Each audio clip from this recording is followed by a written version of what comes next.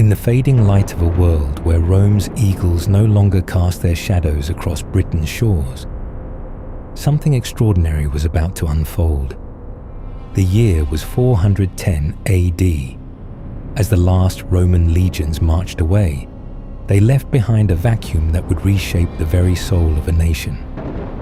Tonight, let me guide you through the sweeping saga of medieval England, a tale spanning nearly 1,000 years of conquest, faith, and relentless change. Get comfortable.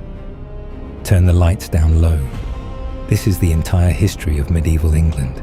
Somewhere in the south of England, beneath a canopy of oak and ash that has grown undisturbed for longer than anyone now living can measure, there lies a floor that was once the pride of an empire. It is a mosaic laid tile, by hands trained in workshops that answered, ultimately, to Rome itself. Dolphins curl across its surface in blue and white and ochre, frozen mid-leap, forever diving through a sea that has not existed for more than 1,000 years. Above them, where a red-tiled roof once kept out the rain, there is now only sky, grey, heavy, indifferent. Visible through a ragged wound of collapsed timber and fallen stone, moss has crept in along the broken edges. Bramble has rooted itself between the tesserae, its torn stems, threading through the gaps where mortar has crumbled to dust. In autumn, drifts of dead leaves gather in the corners of what was once a dining room, a place where oil lamps burned and wine was poured, and men in togas discussed the price of grain and the news from Gaul. Now small creatures nest in the wall cavities, and the only conversation is the wind moving through the trees that have grown up through the villa's collapsed heart. Beyond the tree line, faint enough that it might be imagined, a bell tolls. It is not a Roman sound. It belongs to some later century, some small stone church, built by hands that never knew this villa existed, ringing for a service or a death, or simply the turning of an hour. The sound drifts across empty fields that were once cultivated, once measured and taxed and recorded in the neat Latin hand of an imperial clerk, and it finds no one to answer it near the ruin. This is the image the film begins with: a civilization's floor becoming forest floor, a sea of painted dolphins staring up at real clouds. It is worth remembering, because we will return to it. We will return to it after we have seen a monastery burn on a tidal island, under a sky the colour of a fresh bruise, after we have walked past a plague pit, dug hastily at the edge of a silent market town, after we have watched a crown, knocked loose from a dead king's helmet, come to rest in the churned mud of a battlefield at the end of all this history. Every one of those images will find its way back to this quiet, mossy floor, because they're all part of the same long story. The story of how a Roman province became something else, entirely something that would one day be called England. But to understand the moss, we must first understand the leaving. In the year 410, the Western Roman Empire was no longer a machine that could spare soldiers for a damp island at the edge of the known world. For nearly 4 centuries, Britannia had been a Roman province.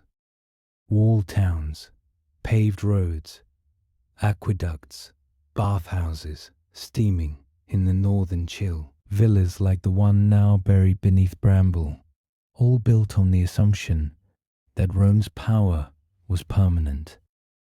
That assumption had been wearing thin for decades along the Rhine and the Danube. Rome's frontiers were buckling under pressure from peoples the Romans called barbarians, and the empire's attention and its legions were pulled steadily eastward and southward toward crises closer to the capital, Britannia, an island province. Distant and expensive to defend, slipped quietly down the list of priorities. The withdrawal was not a single dramatic evacuation. No fleet of ships departing in one grand and mournful procession. It was slower than that, and stranger, a gradual thinning, garrison by garrison, until the great fortifications that had once bristled with Roman soldiers stood watched by no one at all.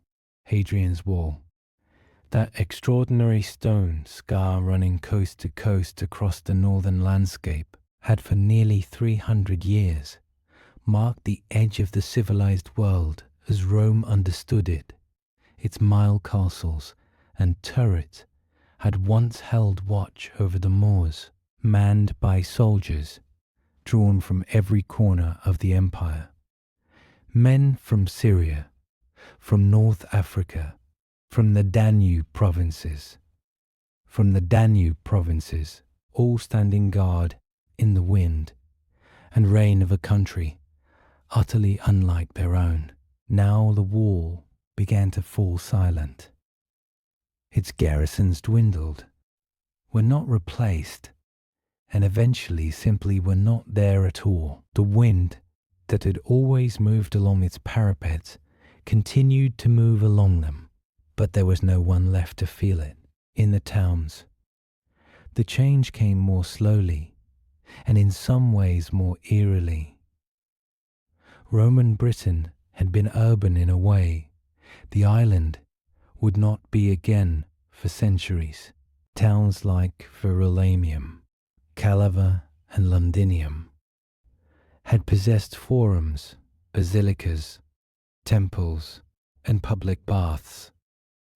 The full architecture of Roman civic life transplanted to a cold and rainy province and maintained with remarkable persistence. The hypocaust systems beneath the bathhouses, networks of brick pillars supporting raised floors through which hot air had once circulated, had kept Roman citizens warm through British winters for generations. Now, without the administrators and engineers needed to maintain them, without the taxation systems that had funded public works, without the coin economy that had oiled every transaction, these systems began, quite literally, to break down. Floors cracked as the hot air ceased to flow beneath them, and damp crept in instead. Ironwork, hinges, nails, the fittings of doors and shutters began to rust in the wet air, streaking walls with orange stains that spread like slow wounds. Roofs, no longer patched by craftsmen paid in coin, that had grown scarce, began to leak, and then to fail outright, and then to fail outright, in the case of buildings like our mosaic villa, to collapse entirely, opening their painted floors to the sky. The roads remained the longest. Roman engineering was built to endure, and many of the roads laid down in the 1st and 2nd centuries would continue to be used for 1,000 years and more. Their straight lines still visible today beneath modern tarmac. But even the roads began to change character. Without maintenance, without the milestones repainted and the drainage ditches cleared, they grew cracked and rutted. Grass crept in along their edges. Where they crossed marshy ground, sections began to sink and disappear beneath standing water. Travellers, using them in the centuries after Rome's departure, would have walked or ridden along straight, purposeful lines cut by an empire that no longer existed, flanked increasingly by encroaching scrub and forest that had once been kept carefully at bay. There is a particular quality to the stillness that must have settled over these abandoned towns in the decades following the Roman departure. A stillness worth lingering on because it is the emotional key to this entire period. These were not ruins in the way we often imagine. Ruins, dramatic and sudden, the product of fire or siege. Most of Roman Britain's urban fabric did not burn or fall in violence.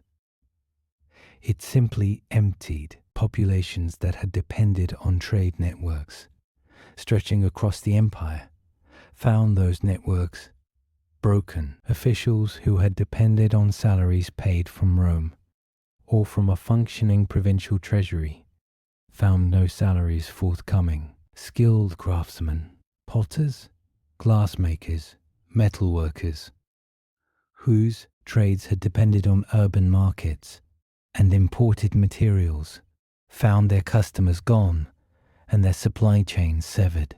Slowly, and then more quickly, people drifted away from the towns, toward the countryside, toward smaller and more self-sufficient ways of living, toward a world that would look increasingly unlike the one their grandparents had known. Villas, like the one whose mosaic opens this film, suffered a similar fate on a smaller scale. These had been the country residences of Britain's Romanized elite landowners, who styled themselves in the manner of Roman aristocrats, who dined on imported wine and olive oil, who commissioned mosaic floors, depicting mythological scenes and marine life from workshops of traveling craftsmen. Some villas show evidence of continued occupation for a generation or two after the formal end of Roman administration, their owners clinging to a fading way of life, patching what they could, making do without the imported goods and skilled maintenance that had once been assumed. But eventually, one by one, these houses too were abandoned. Roofs failed, walls began to crumble, and the forest, which had been held back for 4 centuries by axe and plough and careful management, began to return. It is important to understand that this was not an empty land falling silent for lack of any people at all. Britain in the 5th century still held a substantial population, the descendants of the Britons who had lived on this island long before Rome arrived, and who had absorbed, to varying degrees, the language, religion, and customs of their former rulers. But the infrastructure of empire, the coinage, the administration, the long-distance trade, the urban civic culture, dissolved with startling speed once the legions and the officials who depended on Roman authority were gone. Archaeological evidence tells us that Roman coinage effectively ceases to appear in datable contexts in Britain by the early 5th century, without new coin arriving from imperial mints, and without a functioning tax system to recirculate what remained. The entire monetary economy that had underpinned Roman Britain simply stopped. Trade in fine pottery, in wine, in olive oil, in the small luxuries that had once travelled the length of the empire to reach even modest villas in the British countryside, dried up almost entirely. People did not vanish, but the world they had known did. Into this uncertain landscape, a land of crumbling towns, silent forts, and villas being slowly reclaimed by bramble and moss. New arrivals were already beginning to appear along the eastern and southern coasts. Communities describing themselves, or later described by others as Angles, Saxons, and Jutes had begun crossing the North Sea from the region of modern Germany and Denmark.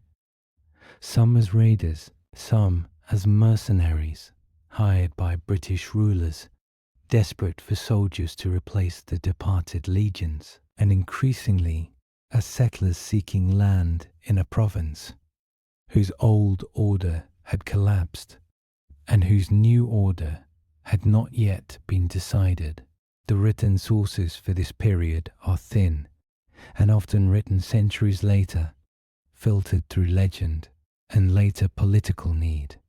But the archaeological record is unambiguous. New styles of pottery, new burial customs, new forms of timber building begin to appear across eastern and southern Britain in the decades following Rome's withdrawal, evidence of peoples arriving to make new lives in a land that Rome had left behind. This is where our story now turns.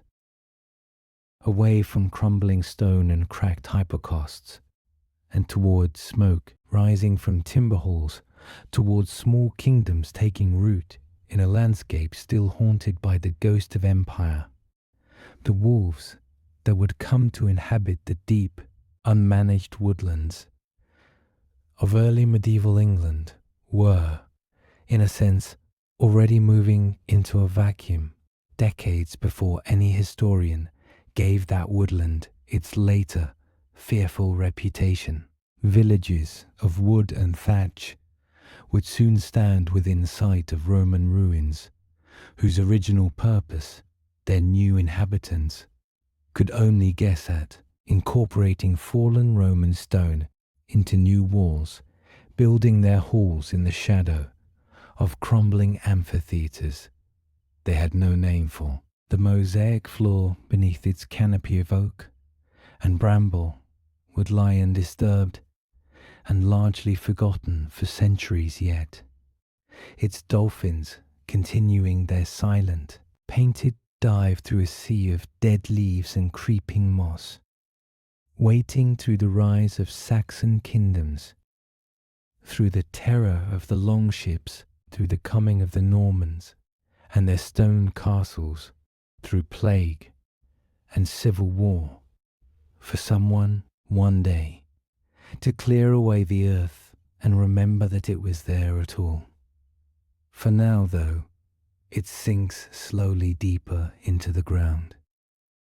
One more fragment of a fading world, as somewhere beyond the trees, that faint and unplaceable bell continues to toll across the empty fields, calling forward toward the centuries still to come, long before the word England existed, before any crown or capital gave this island a single name.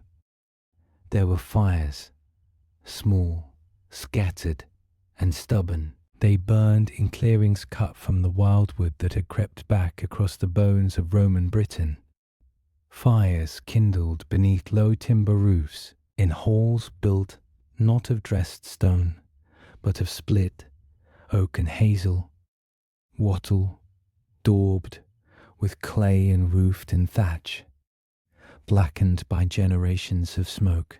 This chapter belongs to those fires and to the long, quiet centuries in which entire kingdoms were built, not from marble and mortar, but from timber, ash, and firelight. The peoples who kindled these hearts had been arriving along Britain's eastern and southern coasts since the years immediately following Rome's withdrawal, and in the 5th and 6th centuries their presence grew from scattered settlement into something more permanent, more Rooted, they came from the coastal regions of what is now northern Germany, southern Denmark, and the Low Countries, communities later grouped by history under the names Angles, Saxons, and Jutes. Though the reality on the ground was almost certainly far messier than any single word suggests. They arrived in small vessels along rivers and estuaries, and where they settled, they built not in imitation of Rome, but according to their own inherited traditions of timber construction, traditions that would come to define the landscape of early medieval England for centuries. Picture the shape of an early Anglo-Saxon settlement as archaeology has slowly reconstructed it from post holes and stains in the soil. From the ghostly outlines of buildings whose timber frames rotted away 1,000 years ago, leaving only patterns in the earth for modern excavators to read like a strange silent script. At the heart of such a settlement stood the hall, a long rectangular timber building, its frame raised from great oak posts, sunk deep into the ground, its walls woven from wattle and sealed with daub, its roof a thick blanket of thatch or turf sloping steeply to shed the frequent rain. Inside, a long hearth ran down the center of the packed earth floor, an open fire whose smoke rose to escape through gaps in the roof rather than through any chimney, so that the interior air hung thick and blue-grey, and the underside of the thatch turned black with generations of soot.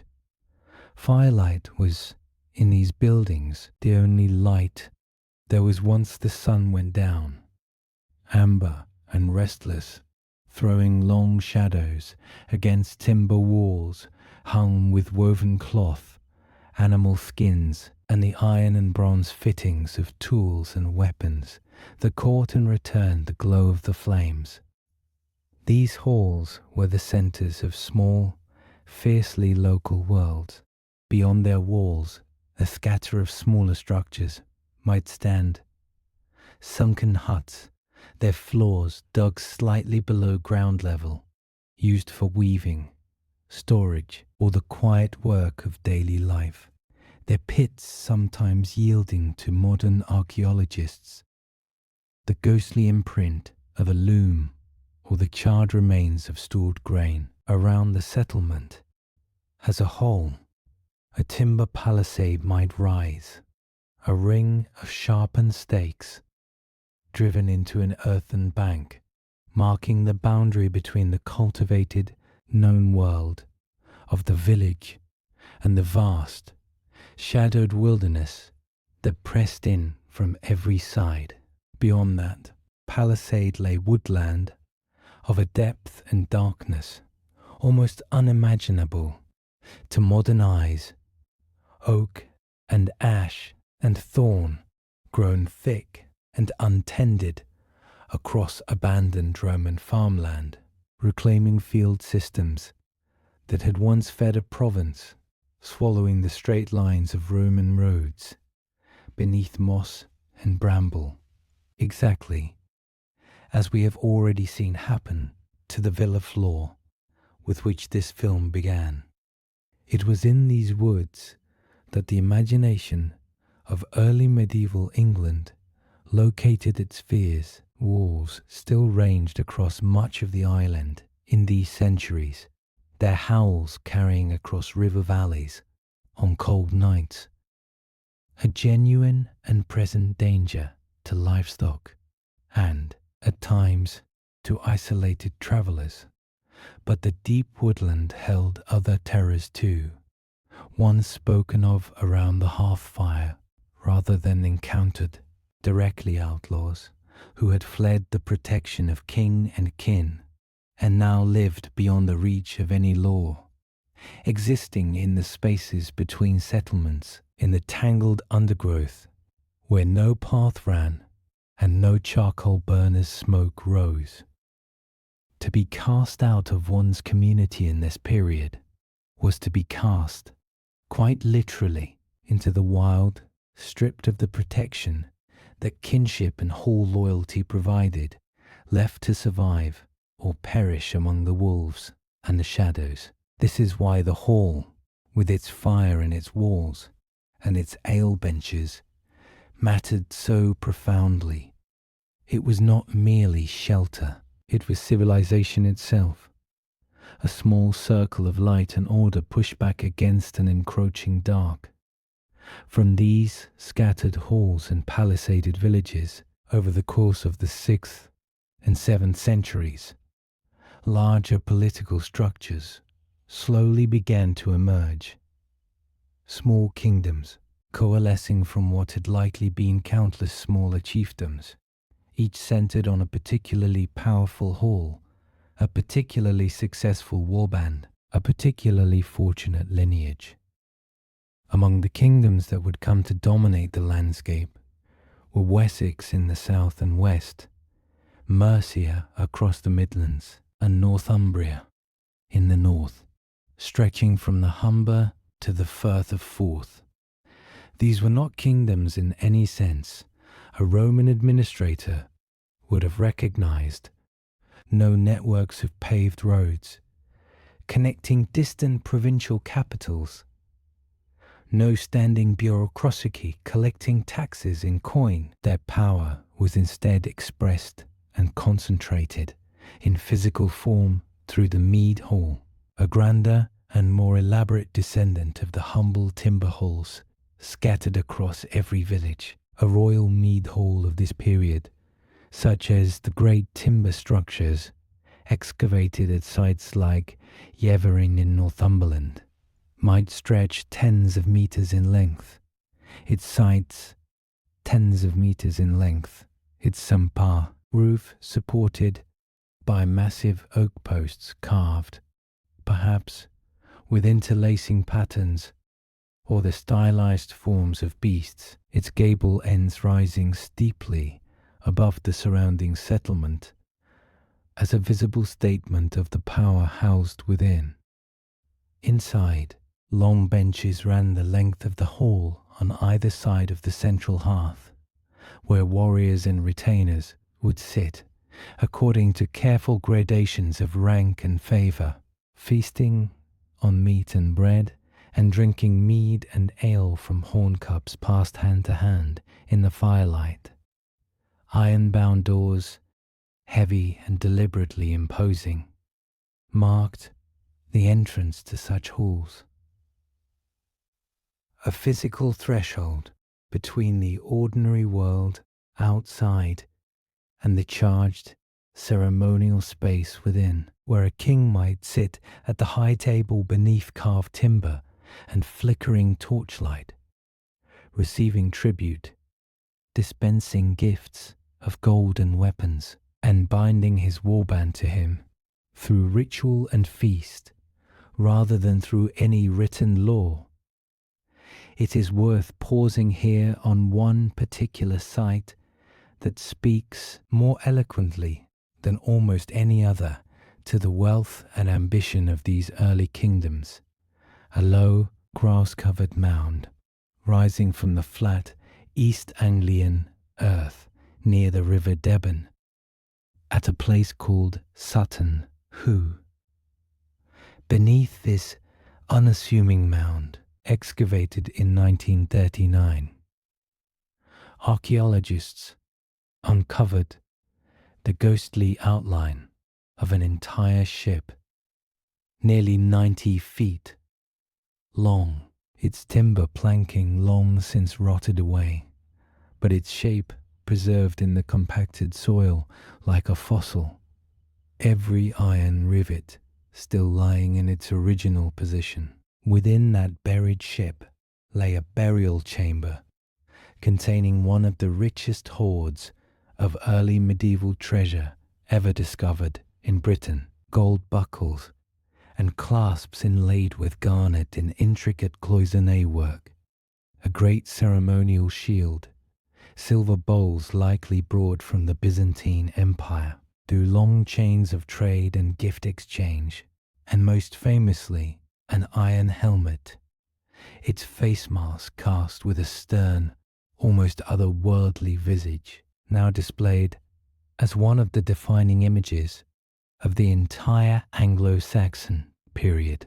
No body survived the acidic soil, but the sheer scale and richness of the burial.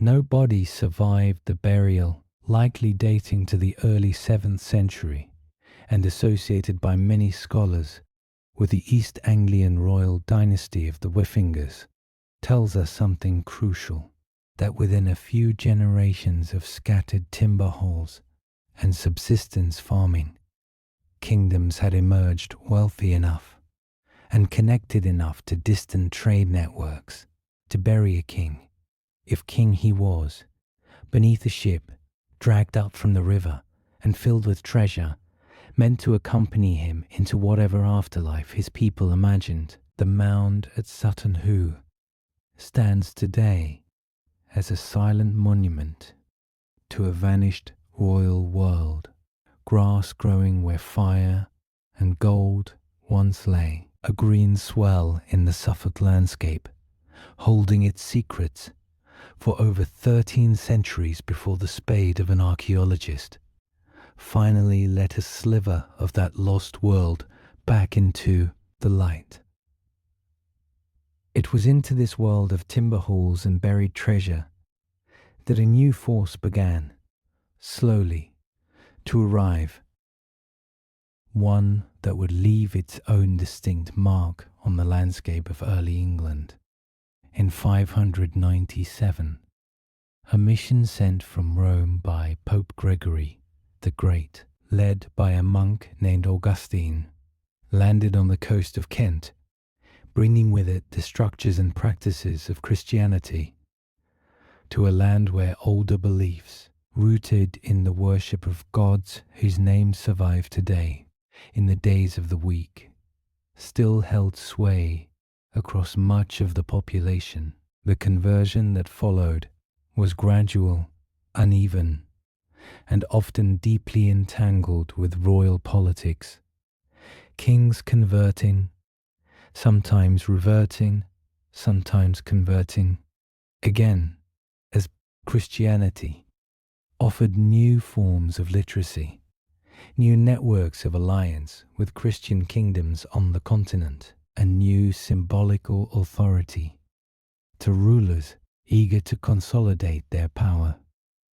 The physical mark of this new faith upon the landscape was at first modest. Early churches were often built in timber, much like the halls they stood alongside. Simple, rectangular structures that might easily be mistaken from a distance for any other building in a settlement, distinguished mainly by a small wooden cross set above the door, or by the presence of a burial ground beginning to spread around their walls. Gradually, in more prosperous and better connected kingdoms, stone began to reappear as a building material for the first time since the Roman departure. Sometimes using stone quarried fresh, sometimes, tellingly, reusing fragments of collapsed Roman buildings so that a 7th century church might incorporate Roman brick or dressed stone salvaged from a ruin like the one that opened this very film, giving new sacred purpose to fragments of an empire long since gone. Within these small stone and timber churches, and within the monasteries that began to spring up across the kingdoms of Northumbria, Mercia, and beyond, a different kind of fire began to burn, not the amber blaze of the hearth, but the smaller, steadier flame of a candle or oil lamp, illuminating the hunched figure of a monk, bent over a sheet of vellum, painstakingly copying and illuminating the words of Scripture by hand.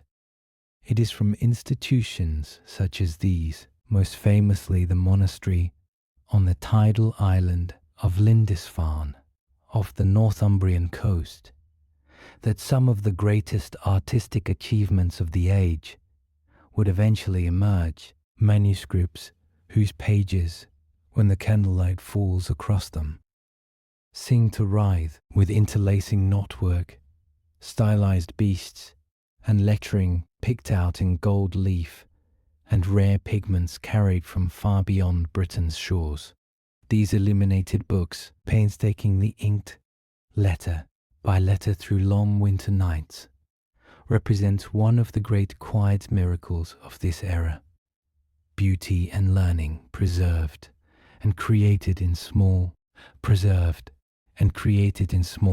cold rooms at the edge of what Rome had once considered civilization's furthest frontier, and it is to that same island of Lindisfarne, and possible that same monastery, whose monks bent so faithfully over their candle-lit pages, that this story must now, inevitably, return, though not yet in peace. For even as the fires of the hearth-hall and the candle flame of the scriptorium burned steadily through these centuries, out on the grey, restless waters beyond the river mouths, something else was gathering unseen and unannounced. Ships were being built along the fjords and coastlines of Scandinavia, ships with high, curving prows carved in the likeness of dragons and serpents, built for speed across open water and for landing directly upon open beaches. They had not yet appeared on England's shores, but they were coming. And when they came, the amber firelight of the mead hall and the candle light of the monastery would both, for a time, be answered by a very different kind of fire, one that would fall from the sky in the form of raiders' torches and rise from burning cloisters into a bruised and violet dawn. The 8th of June, in the year 793, began as countless mornings had begun before it, on the tidal island of Lindisfarne, with the slow withdrawal of the sea, the mud flats emerging silver and glistening beneath a pale northern sky, and the monastery's bell calling the brothers to prayer within walls that had stood by then for well over a century.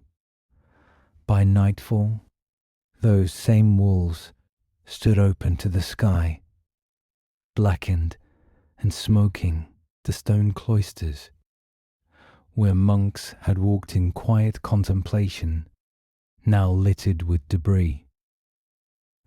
Their carved crosses toppled, cooled, their sacred vessels of silver and gold torn from altars and carried away across water gone the colour of a fresh bruise beneath the violet, ash-streaked dusk, manuscripts that had taken a lifetime to illuminate, pages of interlacing knotwork and gold leaf, the patient labour of candlelit winters we have already glimpsed in this story, lay scattered and curling to ash on wet stone floors, their pigments running in puddles of rain and seawater, their vellum blistering black at the edges where fire had found them before it burned itself out.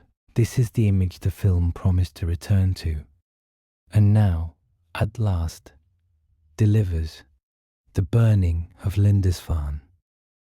Now at last delivers the burning of Lindisfarne, an event so shocking to the Christian world of its day that a churchman writing from the continent, upon hearing the news, declared that nothing so terrible had ever before been seen in Britain, nor was thought possible. It was not, in truth, the first Viking raid on English soil.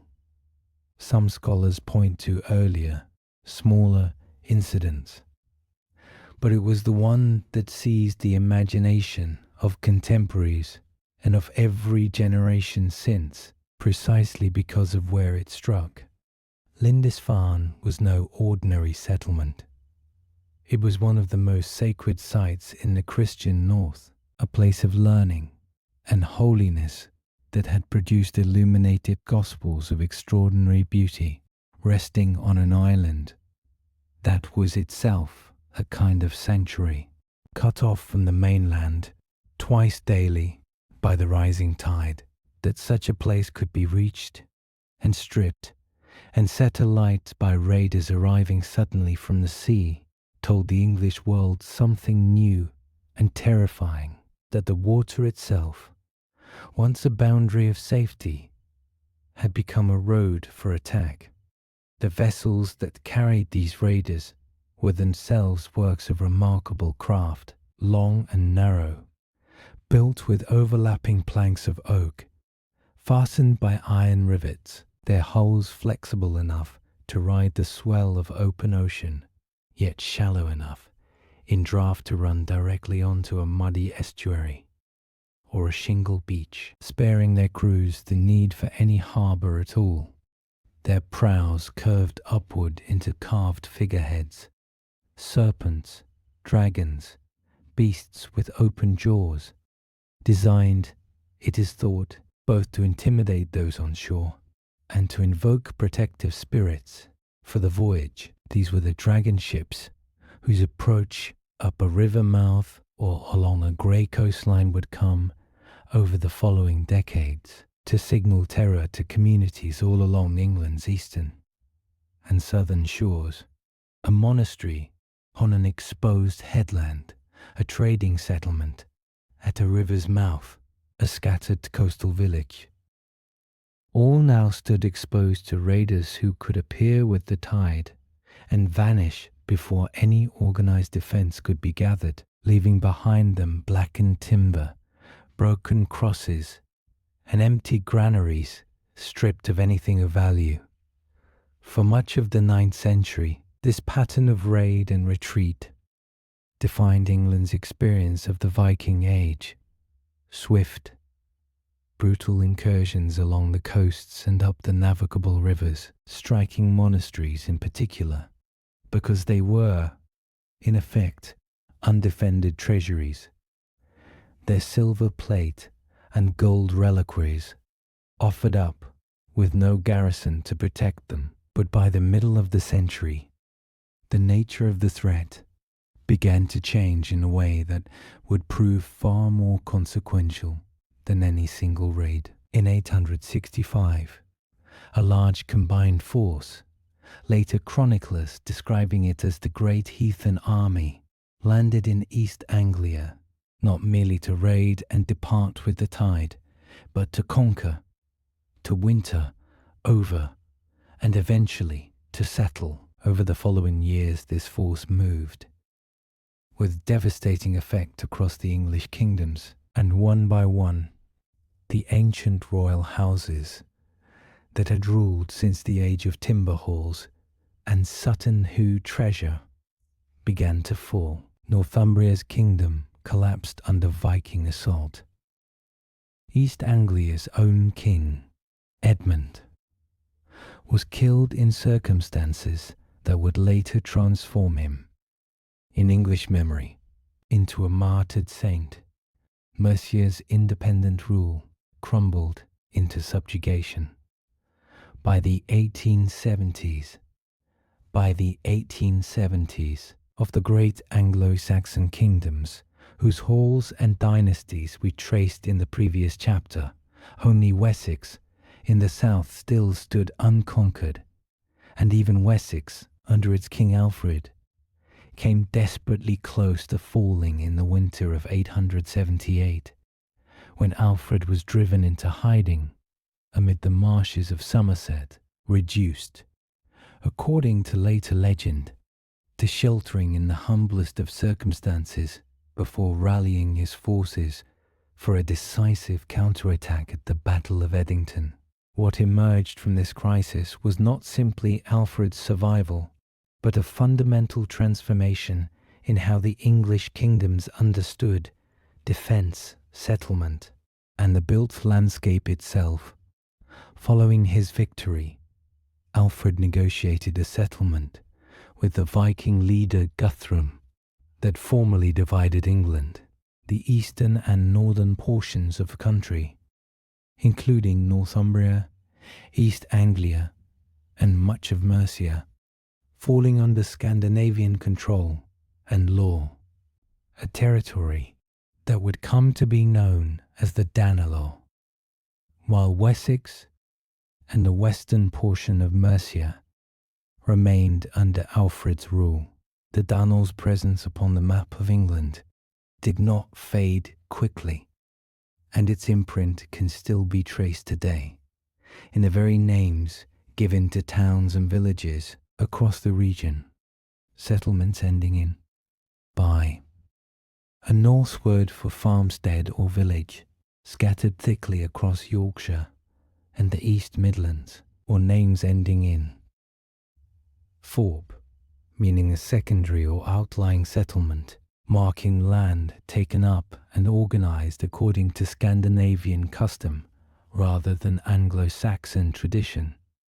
These place names, still spoken today by residents who may never think twice about their origin, are among the most durable physical inheritances of the Viking presence in England, a linguistic landscape laid down over the old Anglo-Saxon one, much as the Anglo-Saxon landscape had once been laid down over the crumbling remains of Roman Britain. Within the Danelaw, one settlement, in particular, grew to embody this new Scandinavian presence more vividly than any other. The city the Anglo-Saxons had known as Eoforwic, renamed by its new Norse rulers as Jorvik. Beneath the modern streets of York, archaeological excavation has revealed an extraordinary waterlogged preservation of this Viking Age city.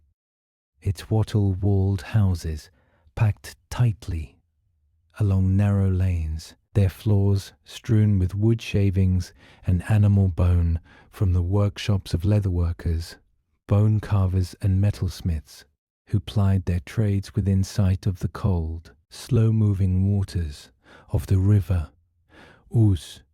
Jorvik, under Scandinavian rule, became a thriving centre of trade, its merchants dealing in amber, silk, wool and silver that had travelled along trade routes, stretching remarkably as far as the Islamic caliphates of the East and the trading posts of the Volga, a reminder that the raiders who had burned Lindisfarne belonged to a far larger world of Norse trade, exploration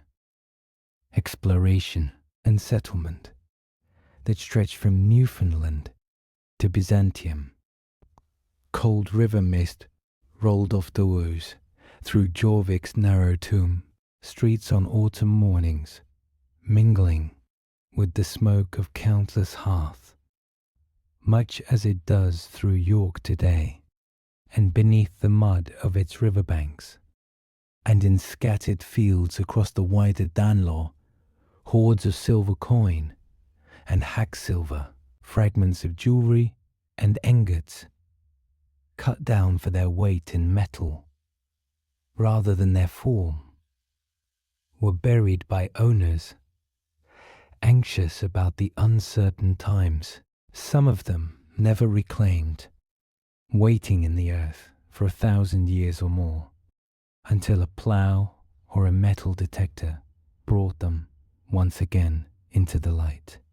Meanwhile, in the portion of England that remained under Anglo-Saxon rule, Alfred initiated a transformation of the landscape that would prove just as lasting as anything the Danelaw left behind. Recognizing that his kingdom's survival depended on more than any single battlefield victory, Alfred oversaw the construction of a network of fortified settlements known as burhs, spaced across Wessex, so that, according to the surviving document, known as the Burghl Hidditch, no place within the kingdom lay more than a day's march from the safety of one of these strongholds. A burh was not a castle in the later stone-built sense that this story will soon come to describe, but rather a fortified town, its perimeter defined by earthen ramparts, thrown up and reinforced with timber palisades and gate towers, its streets within often laid out according to a deliberate grid plan, a striking innovation that anticipated the urban planning of centuries still to come. These burhs served a double purpose. They offered refuge to the surrounding population in times of raid, and they functioned as centers of trade and administration in times of peace, garrisoned by local levies who could be called upon for defense, while the rest of the population went about its ordinary business within the safety of the walls. Towns such as Winchester, Wareham, and Wallingford owe much of their early medieval character to Alfred's burgle system, their earthworks in some cases still visible in the modern landscape, grassy banks curving through parkland, or, beneath, later stone walls, quiet traces of a defensive strategy that helped ensure Wessex would not share the fate of Northumbria or East Anglia. Alfred's successors built upon this foundation of fortified towns and consolidated territory to achieve something that had never before existed in quite this form: a single, unified Kingdom of England. His son Edward the Elder and his daughter Athelflaed, who ruled Mercia in her own right, and continued the work of fortifying towns against Viking incursion, extended West Saxon authority steadily northward and eastward, reclaiming portions of the Danelaw town by town, burh by burh. It was Alfred's grandson, however, Hadelstan, who is generally credited with completing this process of unification, and whose reign marks the moment when the patchwork of Anglo-Saxon kingdoms we traced in the previous chapter, Wessex, Mercia, Northumbria, East Anglia, each with its own royal hall and dynasty, finally coalesced into something that could genuinely be called the Kingdom of England in 937 at a battle traditionally located at the site called Brunanburh, whose exact location remains debated by historians to this day. Athelstan's forces defeated a combined army of Scots, Vikings from Dublin, and Britons from Strathclyde, a victory celebrated in Anglo-Saxon poetry as one of the greatest ever won by an English king, and one that confirmed his authority over the whole of England from the Channel coast to the far north. The landscape that emerged from this braze, long century, and a half of raid, conquest, and consolidation bore the marks of both its Anglo-Saxon and its Scandinavian inheritance, layered one upon the other, much as the moss and bramble of our opening chapter had layered themselves over the bones of Roman Britain. Fortified burhs, their earthen ramparts and timber gates standing guard over grid-planned streets, marked the landscape of the reclaimed south and west Norse place names, silver hoards still resting undiscovered in fields, and the wattle-walled workshops of a city like Jorvik marked the landscape of the former Danelaw, and above both, for the first time, stood the beginning of a single royal authority, a crown that could claim, with real, if still fragile justification, to rule the whole of England as one kingdom. It would not remain untroubled.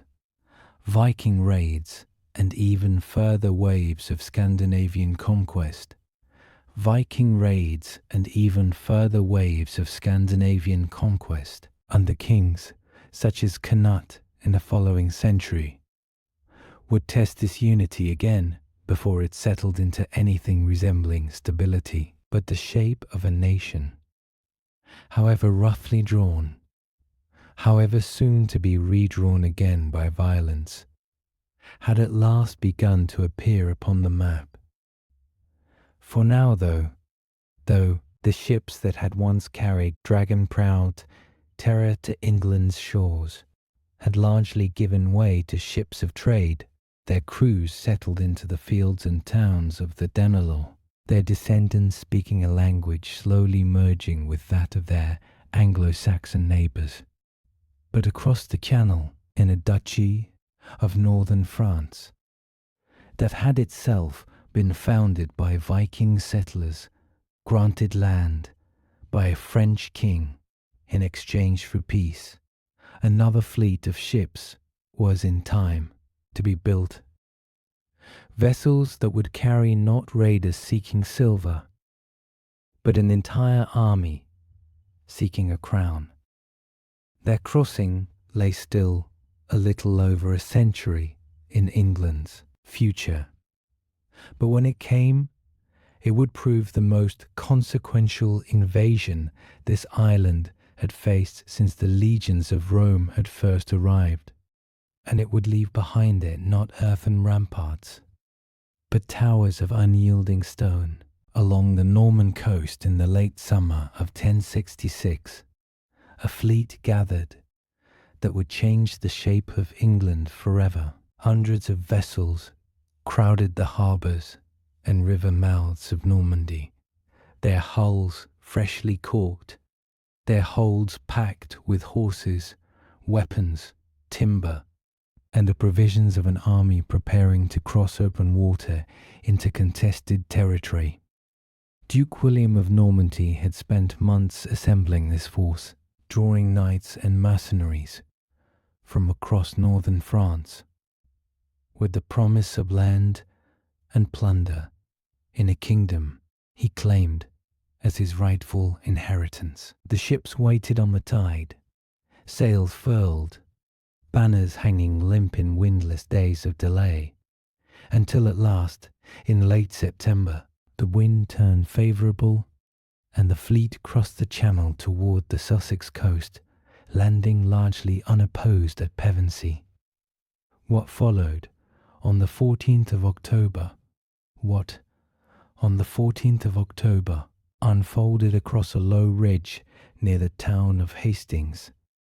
The battlefield shrouded through much of the day in the damp, grey mist common to an English October. Two armies met there, in a contest that would last from morning until dusk. The forces of King Harold Godwinson, recently victorious against a Norwegian invasion in the north, and marched south at exhausting speed, arrayed along the ridge in a dense shield wall, facing William's combined force of infantry, archers, and mounted knights below. By the day's end, as the mist thickened again into evening gloom, the field lay littered with the debris of a battle that had, according to the chroniclers, hung in the balance more than once before its final, decisive turn. Broken lances lay half sunk in churned mud. Banners, torn from their standard bearers, lay trampled alongside the dead. Somewhere, amid that wreckage, Harold himself had fallen, and with him the last Anglo-Saxon claim to the English throne. William, standing now victorious upon ground his forces had taken at terrible cost, would within months be crowned king in Westminster Abbey, though the true conquest of England, when the fad in the sense of physical, lasting control over its land and its people, had only just begun. That conquest would be written not primarily in further battles, but in earth and timber, and eventually in stone, for what William and his followers now set about constructing across the length and breadth of England was nothing less than a new architecture of domination, one designed to announce, from the moment of its first raised earthwork, that a new order had arrived and intended to remain. The instrument of this transformation was a structure now known as the Motte and Bailey Castle, and its speed of construction across the English countryside in the years immediately following Hastings remains one of the more remarkable feats of the entire medieval period. A motte was, at its simplest, an artificial mound of earth raised by the labour of conscripted local peasants working under Norman direction, sometimes reaching considerable height, its steep sides deliberately difficult to climb. Atop this mound, a wooden tower was raised, offering both a defensible refuge and a commanding view over the surrounding countryside. Beside the motte, enclosed within its own ditch and palisade, lay the bailey, a lower, broader enclosure housing stables, storerooms, and the everyday business of a Norman garrison. Together, motte and bailey could be raised in a matter of weeks by a sufficiently large labour force, meaning that within a remarkably short span of years following the conquest, hundreds of these structures had appeared across the English landscape, each one a physical assertion of Norman authority planted directly into conquered soil, often within sight of the very Anglo-Saxon halls and villages whose populations had been set to building them. These early timber castles, however swiftly and effectively they secured the initial conquest, were vulnerable to rot, to fire, to the ordinary decay of wood exposed to the English climate, and crucially, to Anglo-Saxon rebellion, which flared repeatedly in the years following 1066, before being brutally suppressed, most infamously in the campaign of devastation across the north, known to history as the Harrying of the North. In the decades that followed, the Normans and their successors began systematically replacing these wooden towers with something far more permanent. Massive keeps of dressed stone, their walls in places many feet thick, punctuated by narrow arrow-slit windows, designed to allow defenders to fire outward, while presenting almost no target to those attacking from below. Inside these new stone keeps, the atmosphere bore little resemblance to the smoky, firelit warmth of the Anglo-Saxon mead halls we encountered earlier in this story. Great halls within Norman keeps were cold, echoing spaces, their high stone walls swallowing sound and holding the damp chill of the surrounding countryside, even in summer, lit by narrow windows that let in more shadow than light. Spiral stairwells, cut from chill grey stone and winding tightly upward within the thickness of the keep's cornered towers, connected the different levels of these fortresses, their steps worn smooth over generations by the passage of soldiers, servants, and lords, climbing between hall, chamber, and battlement. No structure of this new age announced Norman permanence more forcefully than the White Tower, the great stone keep raised at the heart of what would become the Tower of London, rising nearly 100 feet above the River Thames.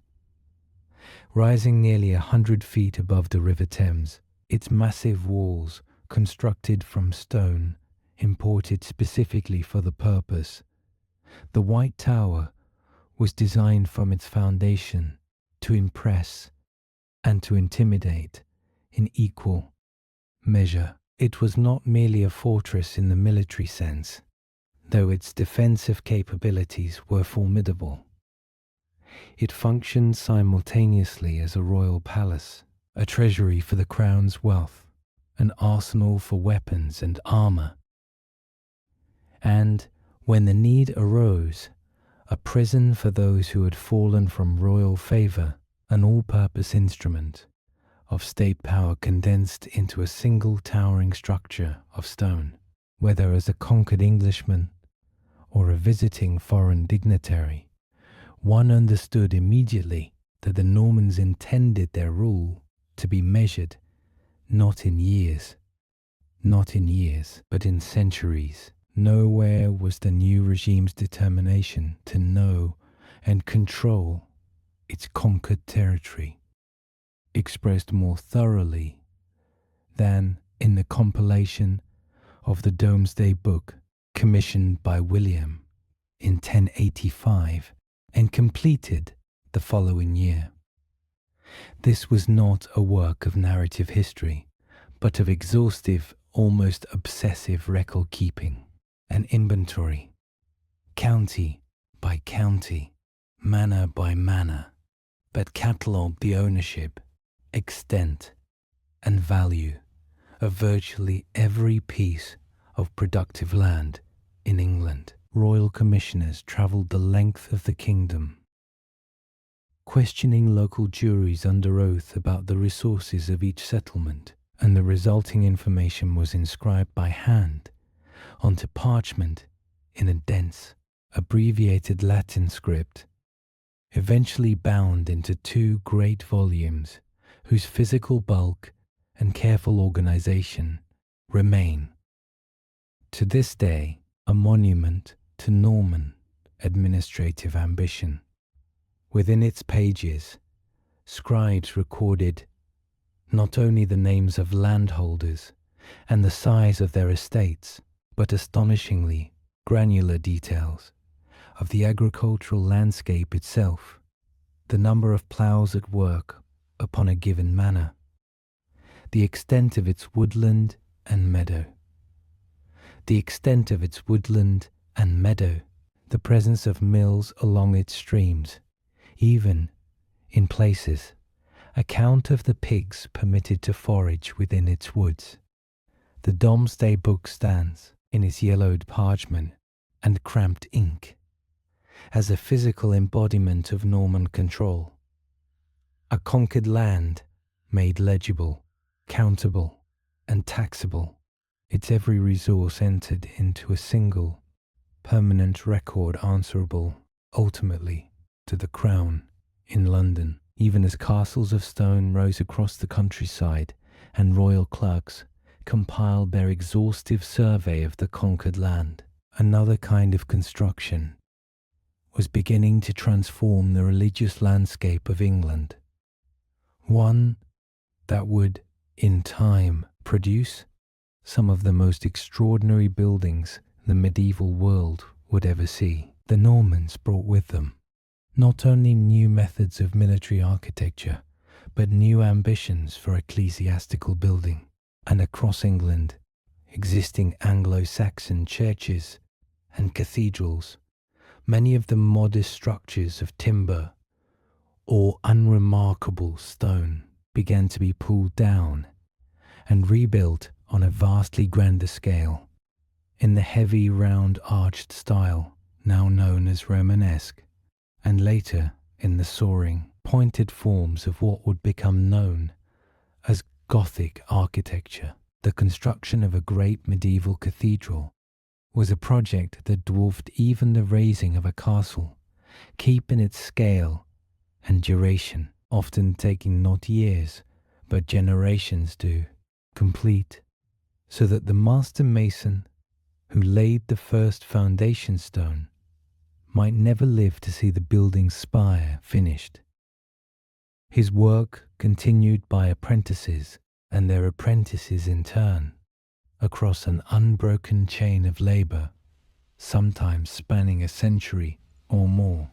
Visitors to such a site during these long decades of construction would have found not a finished cathedral, but a vast, ongoing labour, scaffolding of lashed timber poles rising alongside half-completed naves, their upper reaches open to the sky, where the roof had not yet been raised, wooden cranes and pulley systems hauling dressed stone blocks upward from the quarry carts below.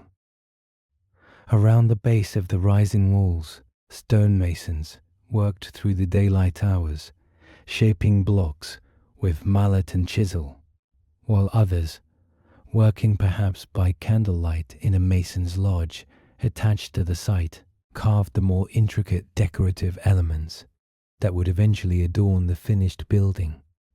Capitals wreathed in stylized foliage, and, increasingly as the Gothic style matured, gargoyles, those grotesque carved figures projecting from roof lines and towers, part functional waterspout and part symbolic guardian against evil, their exaggerated, often monstrous faces taking shape gradually beneath the mason's careful hands in the flickering light of an oil lamp. Generations would pass, kings would rise and die, wars would be fought and forgotten, before some of these great spires were finally completed, their builders having worked their entire lives on a project they knew they would never see, finished, trusting the work forward into hands not yet born.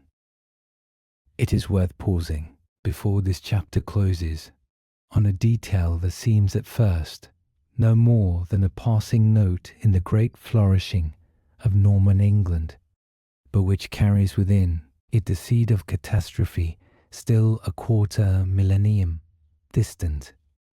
Along England's coasts, ships continued to arrive and depart as they always had, carrying wool and grain outward, and returning with wine, spices, and fine cloth from the trading ports of the continent. Among the cargo that would, in time, cross those same waters, unseen and unrecorded in any merchant's ledger, would be something far less welcome than silk or spice. A passenger with no name and no manifest entry, carried in the fur of rats nesting quietly among the Saxon barrels of ordinary trade.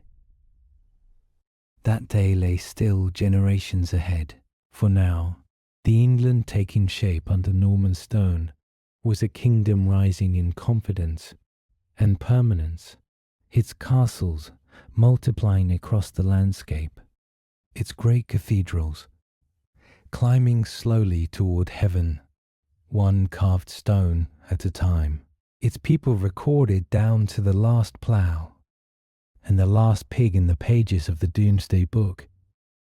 The mist of Hastings had long since burned away. In its place stood towers of stone that seemed, to all who looked upon them, as though they might stand forever.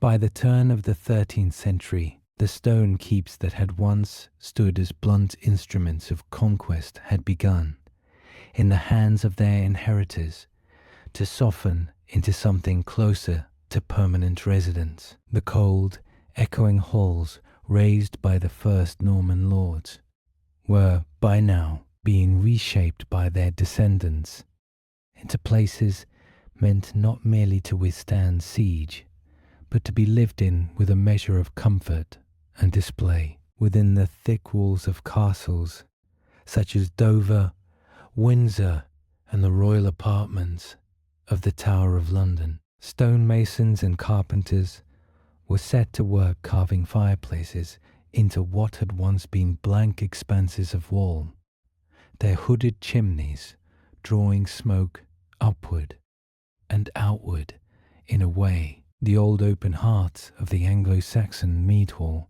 had never allowed. Great halls that had once held only bare stone and a scattering of rush on cold floors were now hung with woven tapestries, their surfaces depicting hunting scenes, biblical episodes, or the heraldic devices of the family in residence.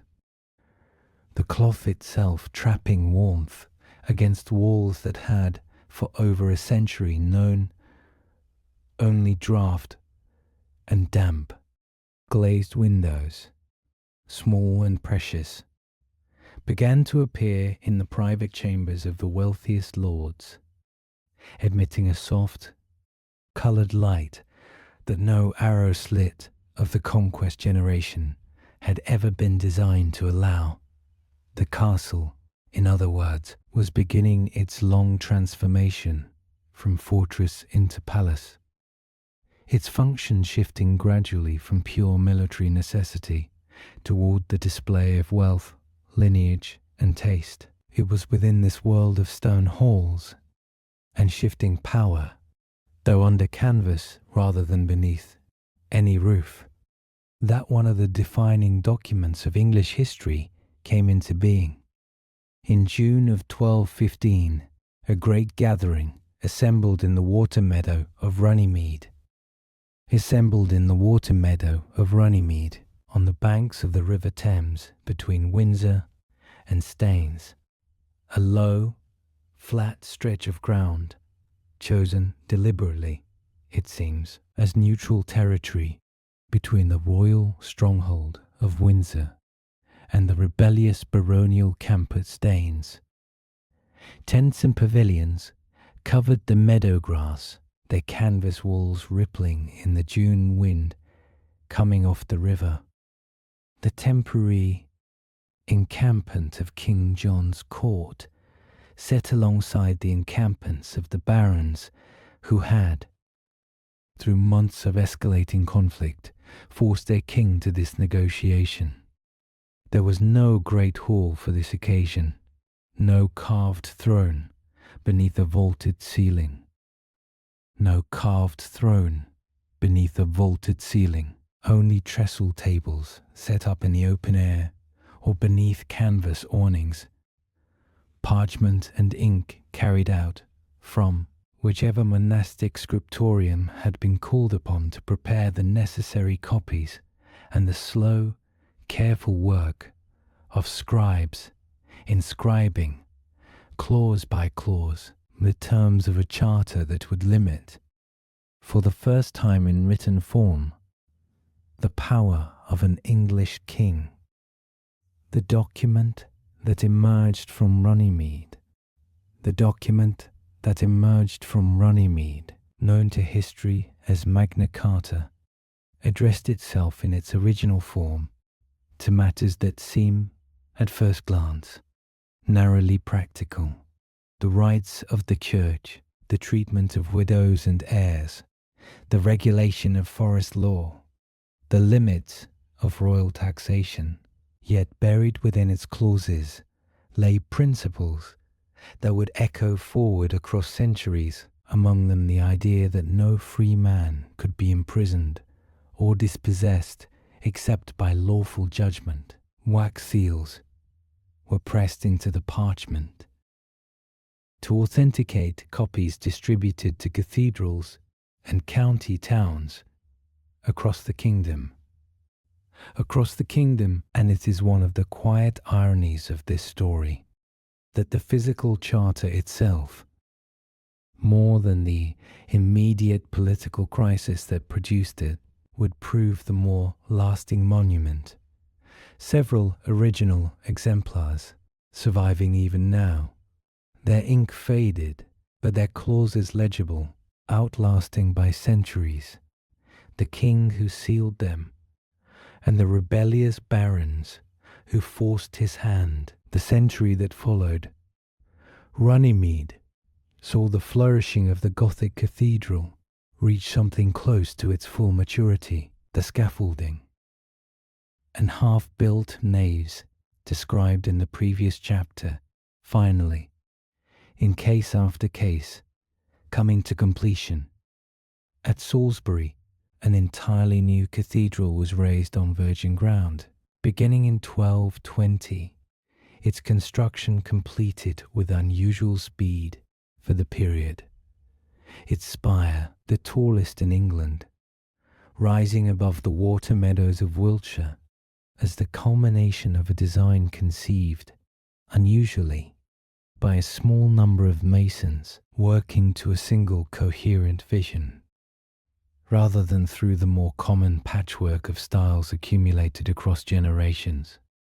At Lincoln, at York, at Canterbury, and at countless smaller parish churches across the kingdom, pointed Gothic arches replaced the heavy rounded forms of the earlier Romanesque style, and stone tracery, carved with increasing delicacy and ambition, opened up vast expanses of wall into windows of coloured glass, to stand within the completed nave of a great English cathedral in this period. On a clear day, with sunlight streaming through the eastern windows, was to stand inside an experience of light, unlike anything the ordinary medieval world otherwise offered. Stained glass, its pigments, fused into the glass itself, through the careful application of metallic oxides and prolonged firing, cast pools of red, blue, and gold across stone floors worn smooth by generations of pilgrims' feet. Incense drifted upward through this coloured light in slow, curling ribbons, released from swinging censers during the celebration of Mass, mingling with the scent of tallow and beeswax candles burning in their hundreds alongside chapels and before the shrines of saints. The combined effect, light, transformed by glass into something almost otherworldly, incense, hanging in the still air, the deep resonance of chant rising into vaulting far overhead, was engineered, quite deliberately, to offer worshippers a glimpse of a heaven they were told awaited them beyond the veil of ordinary life. For over a century, this was the England the cathedrals promised, a kingdom of increasing wealth, increasing order, and an increasingly confident, increasing love, permanent Christian civilization, built in stone to outlast any single reign. It is against this backdrop of candlelit naves and richly appointed halls that the sudden and total reversal now approaching in this story must be understood. For nothing in the architecture, the theology, or the confidence of high medieval England prepared its people for what arrived at English ports in the summer of 1348. We return now to the loop planted several chapters ago, to the ships carrying more than silk and spice. For among the cargo unloaded at English harbours that summer, at ports such as Melcombe in Dorset, was a passenger no customs official could have detected, no merchant's ledger recorded, the bacterium responsible for what contemporaries would call the Great Mortality, and what history would come to know as the Black Death, carried unseen in the fleas that infested the black rats nesting among bales of cloth and sacks of grain in a ship's hold, having already swept with terrifying speed across Asia, the Middle East, and continental Europe over the preceding 2 years. The plague found in England a population with no immunity, no effective treatment, and no understanding whatsoever of the mechanism by which the disease was spreading. What followed? Across the remaining months of 1348, and through the year that followed, was a transformation of the English landscape so swift and so total that it stands as one of the great environmental catastrophes of the medieval world. felt not primarily in any single dramatic event, but in a pervasive, spreading stillness that settled over town and countryside alike. The disease moved outward from the coastal ports along the same road networks and river routes that had, for centuries, carried trade, pilgrims, and royal messengers. Its progress traceable in the outbreaks recorded, however, imperfectly, in the chronicles of monasteries whose own populations were often decimated even as they attempted to document the calamity overtaking them. Contemporary estimates, though impossible to verify with modern precision, suggest that somewhere between a third and a half of England's population perished within little more than a year and a half, a mortality rate difficult to comprehend even in the abstract, and one whose physical traces upon the landscape were unmistakable to anyone who travelled the country in the years immediately following. The visual character of England changed with a speed and totality that even the abandonment of Roman Britain, spread as it was across generations, had never quite matched. Villages that had stood since the Anglo-Saxon settlement, described earlier in this story, now stood partially or wholly empty, their timber-framed cottages left with doors standing open, hanging loose on leather hinges, swinging gently in the wind, with no hand left to close them.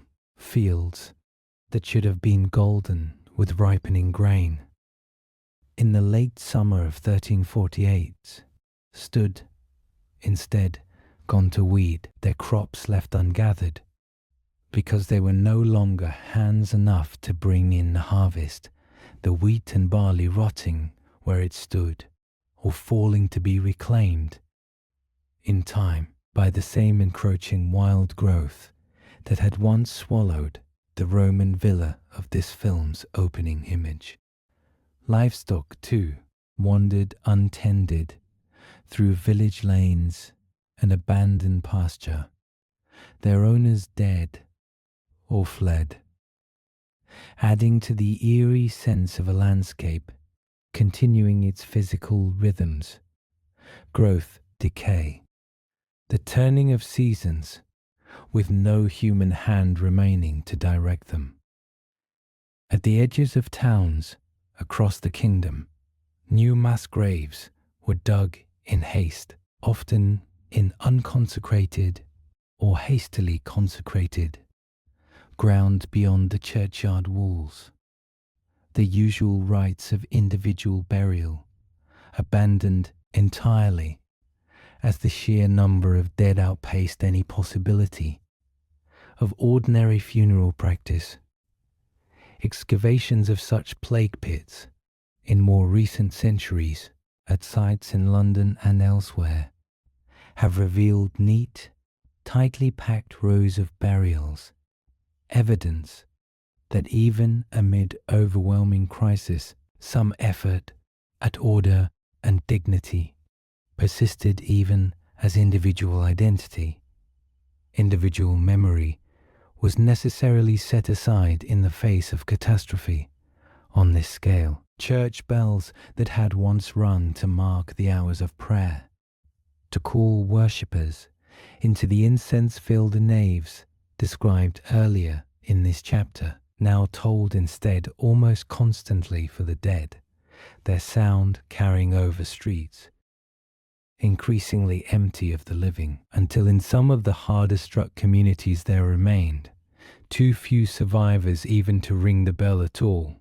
and the silence itself became the more terrible signal, the palette of England, in the visual sense, that this story has followed from its opening image onward, shifted decisively in these months. The warm ambers of hearth fire and candlelight, the jeweled reds and blues of cathedral glass, gave way to a desaturated world of ash-grey stone. Under overcast skies and the sickly yellow-green of untended fields, gone to seed and rot, market towns that had bustled with the trade of wool, grain, brazzled with the trade of wool, grain and imported goods, stood with their stalls empty, their streets silent, but for the wind-moving refuse along cobbles that no one remained to sweep. Monasteries, whose scriptoriums had once produced the illuminated manuscripts described in earlier chapters of this story, in some cases lost so great a proportion of their brothers that the work of copying and learning nearly ceased altogether. For a generation, candle-lit desks standing empty, their quills and inkpots gathering dust beside, unfinished pages. Even the great cathedrals, so recently completed in their soaring Gothic splendor, stood for a time as echoing, half-empty spaces, their clergy decimated, along with the wider population, incense still rising through stained light, but rising now, in many cases, over congregations reduced to a fraction of their former size.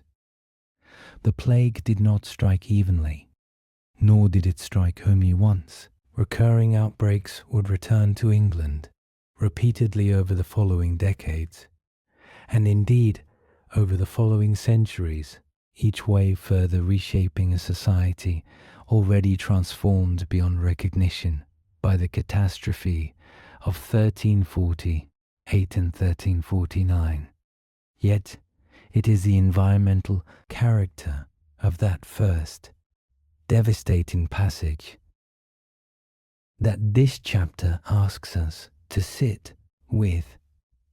Not any single individual's suffering, for the scale of the mortality defies any such narrow focus, but the landscape itself as witness and victim.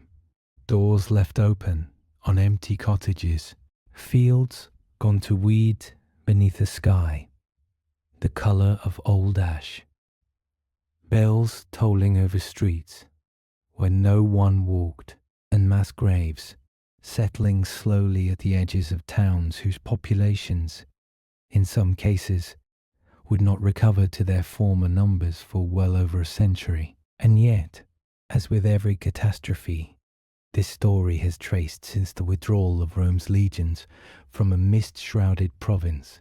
England did not end here. The bells that tolled for the dead in 1349 would, in time, ring again for other purposes, for coronations, for victories, for ordinary Sundays, returning slowly to their old rhythms.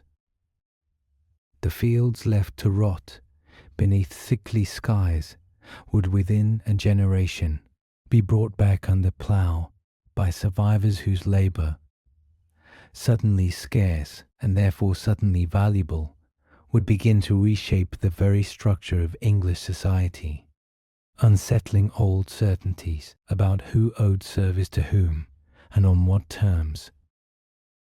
The candlelight of the cathedral and the ash of the plague pit stand, in this story, as two faces of the same civilization, one reaching toward its most confident, luminous expression of order and permanence, the other revealing, with terrible suddenness, how fragile that order truly was.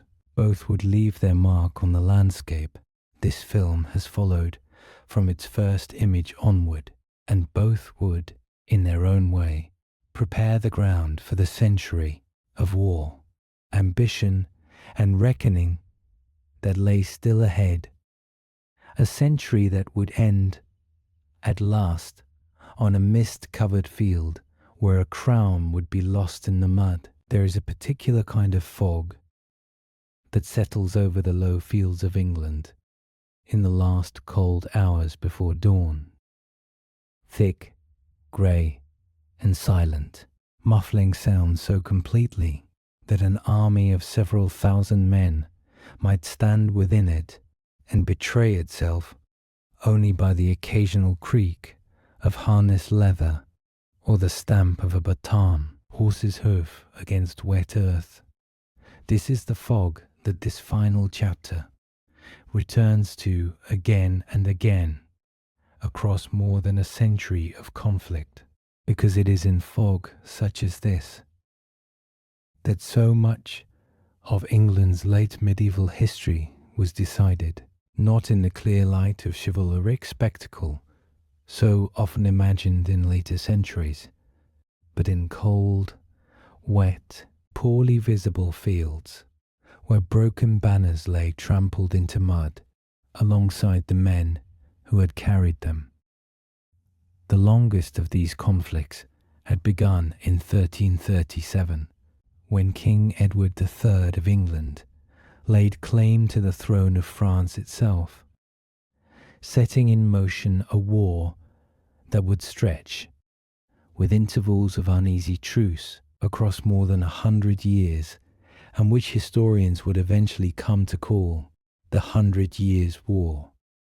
Fought almost entirely on French soil, this conflict nonetheless reshaped English society profoundly, training the treasury built upon the wool trade, elevating the humble longbow and the yeoman archers who wielded it into instruments capable of shattering the mounted chivalry of France, and returning again and again and again, ships laden with ransomed prisoners, plundered goods, and the bodies of the fallen.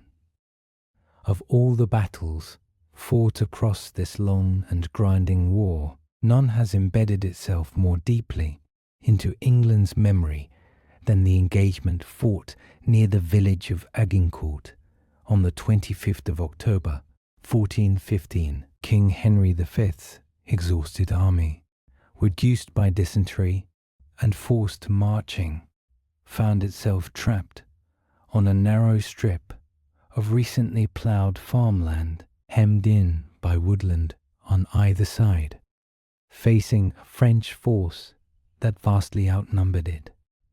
The ground itself, softened by autumn rain and further churned by the weight of advancing men and horses, became a decisive factor in the battle that followed. French knights, weighed down by armour, floundering knee-deep in mud as English arrows fell upon them in relentless volleys. By the day's end, the field lay heaped with the fallen, banners of French nobility trampled beyond recognition into the wet ground, and Henry's improbable victory secured, for a time, English claims that would nonetheless, within a generation, begin to unravel entirely. That unraveling and the exhaustion of decades of foreign war set the stage for a different kind of conflict, one fought not against France, but within England itself, between rival branches of its own royal house. In the decades following the eventual English defeat in France, a struggle for the crown emerged between the House of Lancaster and the House of York, two branches descended from the same royal line, each asserting its own claim to ascended. From the same royal line, each asserting its own claim, rule. History would come to call this conflict the Wars of the Roses, named for the heraldic badges associated with each house: a red rose for Lancaster, a white rose for York, though the symbolism of the roses themselves was largely a later invention, popularized centuries afterward. What was real, and what marked the castles and manor halls of England throughout these decades, was the constant, anxious presence of shifting royal banners hung above gatehouses and great halls, red and white, displayed and removed, and displayed again, as fortune turned from one house to the other, and as noble families across the kingdom weighed, often at mortal risk, which banner to raise above their own walls. Among the many engagements fought during this long and bitter civil war, one stands apart for its sheer, brutal scale. On Palm Sunday, the 29th of March, 1461, near the village of Towton in Yorkshire, two armies numbering, by some estimates, over 50,000 men combined met in driving snow and biting wind, fighting for hours across ground that grew increasingly treacherous underfoot as trampled snow turned to mud mixed with blood. By the battle's end, the fields around Towton were littered with the dead in numbers that made this, by most accounts, the largest and bloodiest battle ever fought on English soil. Its aftermath a solemn, terrible stillness. Broken weapons, torn banners, and bodies left where they fell across a landscape scoured white and red beneath the lowering northern sky. Later exhumations of mass graves near the battlefield would reveal skeletal remains bearing the unmistakable marks of the era's brutal weaponry, a silent physical testimony to violence that no chronicler's account could fully convey. The crown itself passed back and forth in these decades between Lancastrian and Yorkist claimants, each new king occupying halls hung with tapestries that had, within living memory, celebrated a rival house, each new regime commissioning fresh heraldic glass for cathedral windows, already crowded with the badges of predecessors, soon to be deposed. It was into this landscape of shifting allegiance and uneasy peace that Richard, Duke of Gloucester, ascended the throne in 1483 as Richard III, following the death of his brother, Edward IV, and the disputed fate of Edward's young sons, who disappeared from record within the walls of the Tower of London. That same stone keep raised 4 centuries earlier as an instrument of Norman conquest, now standing witness to a mystery that has never been fully resolved. Richard's reign proved brief. Opposition gathered around Henry Tudor. A claimant descended through a complicated and contested line from the House of Lancaster, who had spent years in exile before finally landing with a modest force on the Welsh coast in August 1485. The two armies converged near the small Leicestershire market town of Market Bosworth on the 22nd of August, meeting across marshy, low-lying ground, softened by summer rain, the morning air thick with the same heavy mist that has followed this story across every century of its telling. Richard's forces held a position of apparent advantage, arrayed upon rising ground. Yet as the battle progressed, the desertion of key allies and the boggy terrain that hampered his cavalry's charge combined to turn the engagement decisively against him. In the battle's final, chaotic phase, Richard himself led a direct mounted charge toward Henry Tudor's own position, a desperate gamble that carried him deep into the marshy ground before he was surrounded and killed, becoming the last English king to die in battle. And here, at last, the story arrives at the very image it promised so many chapters ago to return to. Amid the trampled earth of Bosworth Field, beneath a sky still hazed with the morning's fog, a crown, reportedly knocked loose from Richard's helmet in the fighting, or from his person as he fell, came to rest in the churned mud, half trodden into the wet ground, alongside broken weapons and the bodies of the fallen. According to tradition, the crown was recovered from a hawthorn bush near the battlefield, or from the mud itself, and brought to Henry Tudor, who was proclaimed king upon the field where his rival had just died. The crown placed upon his brow in the open air, without cathedral or ceremony, amid the drifting smoke and settling quiet of a battle only just ended.